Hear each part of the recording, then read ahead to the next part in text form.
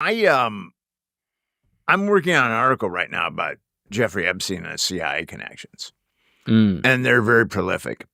The New York Times, about a month ago, came out with an 8,500-word article, and it concluded that Jeffrey Epstein was a grifter, which, that's not too tough, but that he had no connections to intelligence. And I've said disingenuous a number of times already, but this was so disingenuous. Jeffrey Epstein had a business relationship with Adnan Khashoggi. Mm-hmm. And there's like 5 different publications that I found that talk about Epstein's business with Khashoggi. There's a book that talks about Epstein's business with Khashoggi. There is, on Wikipedia, talks about Epstein's business with Khashoggi. Mm-hmm. And Khashoggi was an infamous arms dealer who was part of Iran-Contra and the CIA. So the New York Times, really, and it did that with some other people too. And why is the New York Times covering that up? I can guess. Because of something like that. Right. Somebody's visited them. Someone's visited editor-in-chief. And I know someone who worked at the New York Times, and he felt that most of the journalists are on a reservation that they don't even know that they're on. And I had a buddy that was an editor at Harper's Magazine, and he said that his colleagues didn't even know that they were on a reservation. Wow. But I think, well, at least with the New York Times, that there's middle management people that are probably CIA. Right. Or getting paid by the CIA. Somehow connected. So those 8 journalists that worked on that huge article that found that Jeffrey Epstein had no ties to intelligence, maybe a number of them are just that stupid. Maybe some of them did know. I don't know how you could miss on Adnan Khashoggi and Epstein. Right. So obviously there was willful malfeasance there. But where did that come from? It must have come from an editor. Yeah, almost certainly. So as far as the next Epstein goes, do you think it's connected to this current web? Do you think that person is potentially in these files? I don't know. I was told that there was an Epstein understudy through a source. That source seemed to know some stuff, but then, like a lot of sources, she evaporated.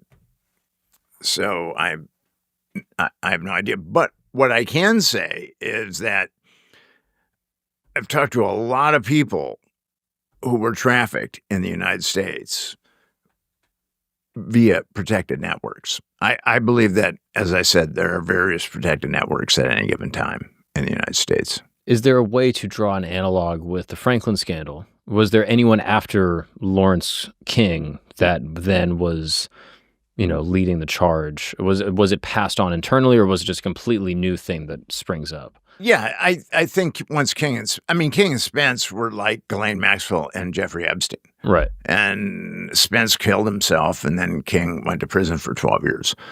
And then was there a new version of them that sprouts up from the same I don't know. sort of mess? Boys Town is kind of they were using Boys Town as kind of a smorgasbord for pedophiles. Right. And Boys Town is was developing all around the country, which really concerned me. Like it was franchising, you mean?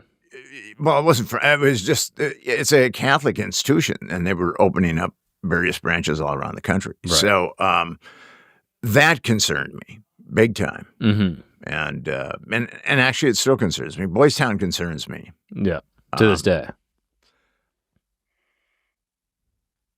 They don't let me on the campus very long. I see. Although I'm making a docuseries about the Franklin scandal now. And we were very loud with cameras, and they let us hang out for about 10 minutes before they told us, to leave. I see. Because Boys Town has its own police force. Really? It's an incorporated city. It has its own police force. It has its own post office. I mean, it's very insular. Bizarre. Yeah. So if you were looking for the next Epstein, is it possible you would look around a place like that? Yeah. Well, there was a famous bank robber named Willie Sutton and in the 50s and 60s. And Willie was asked, Willie, why do you rob banks? And Willie said, well, that's where the money is. And why do people run orphanages or get involved with, I mean, a lot of times, and I'm not saying all the time, there's a lot of good people that are working with children, but then there's a lot of monsters also that are working with children. And that orphanages would be a great place for a monster to work. Right. Now, when you say an Epstein understudy, do you think this is someone that learned his ways or someone that was also dealing in the same financial blackmail networks? I was just told that it was just exclusively, I mean, I didn't ask about financial networks, but I did ask about sexual trafficking, child trafficking. And she said to me that there was an understudy. I haven't been able to find an understudy, but but a lot of these emails are, I mean, I suspected a lot of the stuff that was in these emails because, as I said earlier, human traffickers are vicious, psychopathic people who have no conscience. But I wasn't really able to, like, I knew that there were, because of these therapists that I knew and some others, Virginia, that the kids were definitely under 14, or a lot of the kids were under 14. But some of this other, like, and I knew that there was sadism too. But some of this other stuff is pretty new to me. Now, something that I wanted to ask you, and I'm curious to maybe just go through a couple other emails before we depart today, but this is just something I can't really figure out. Epstein's whole arc has very specific moments, key moments that change the trajectory of his life. And we know, obviously, his relationship with Ghislaine Maxwell in the 90s, his relationship with Leslie Wexner, these things change his life. His hiring at Bear Stearns, they put him onto a path. But it seems like things start to be strange in Epstein's life at the very beginning when he graduates high school, drops out of college, and then gets hired at the most prestigious private school in all of maybe America, the Dalton School. So he was hired by Donald Barr. Right. And the father of William Barr. And William Barr covered up not only Epstein, but he covered up Franklin too. Right. He was the attorney general under Bush 1, the smart George Bush. Right.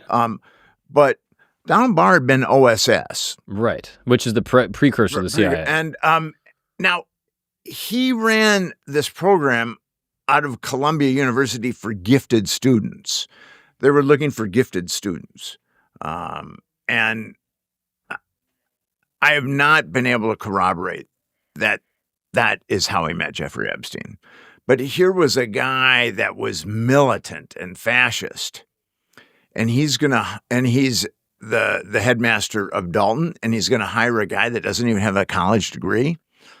I don't think that's going to happen unless there's a prior relationship. So this is my question, that Jeffrey Epstein at this point is 19, 20, 21? Yeah, he's relatively young, yeah. And he's already on the path?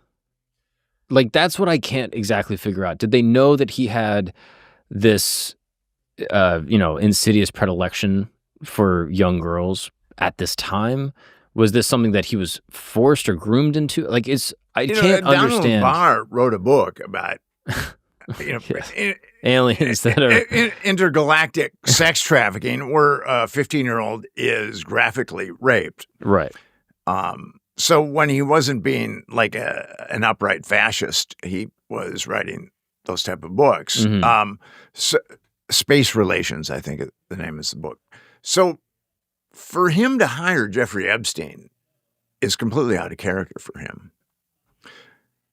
So I believe, and I can't prove it at this point, I believe that when he was running those classes or programs for gifted children, I think that's where he probably met Epstein. And how old do you think Epstein is at that time? A teenager? Yeah. So from the time that Epstein himself is a teenager he's on this track to be tied in with intelligence and tied in with the government and tied in with the most powerful people in our country. Well, I think there's gradations of that. Mm-hmm. And you see that with secret societies too. I mean, how far is this person willing to go? Right. And so it's continual tests, I guess. Yeah. But it's just the path is just so precarious that he's hired at the Dalton School, an elite institution for, training the future of America, as a college dropout, which is strange, by a guy who's extremely militant and upright in his academic discourse, which is very strange. And then from there goes to Bear Stearns, again, still underqualified and very strange, and is put into a very specific unit of Bear Stearns that allows him to meet all sorts of influential people, and then gets put on the board of the Rockefeller Institute with, again, just all of it is just like so perfectly placed to be this operator. Okay, so at Bear Stearns was doing a lot of business with BCCI, which was a bank that was probably the dirtiest bank in history, if you can imagine a bank like that. It laundered money for the CIA. It laundered money for drug cartels. I mean,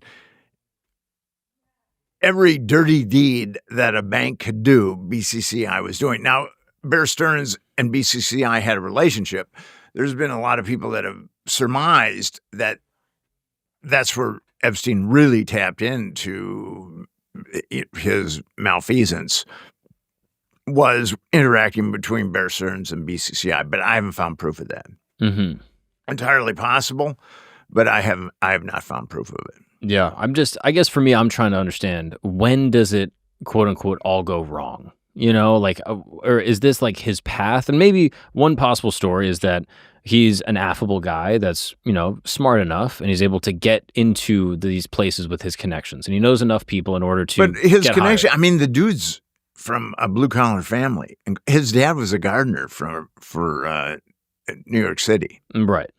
So maybe he's smart enough, and he's at this, gifted thing, and he's able to meet this guy, and, Donald Barr really likes him, so he gives him a shot to, teach at Dalton. And then from there, he's affable and, savvy enough to meet. He doesn't last that long. Right, but then he goes to Bear Stearns. Yeah. I think from connections that he makes at Dalton, if I'm not mistaken. Yes, Ace Greenberg. And so he's friendly enough and he's smart enough to impress enough people in order to keep on elevating. And then I wonder if he strikes a deal with intelligence and they realize that his pedophilic sort of desires make him extremely easy to control. Well, if he was interacting between Bear Stearns and BCCI, I mean, BCCI was doing the dirtiest money laundering that you can do. So if that was the case, but I can't prove it, if that was the case, then people would, and BCCI was heavily plugged into the CIA, then they would realize that, here's our man. With King and Spence in the Franklin scandal, they were both in Southeast Asia at the same time.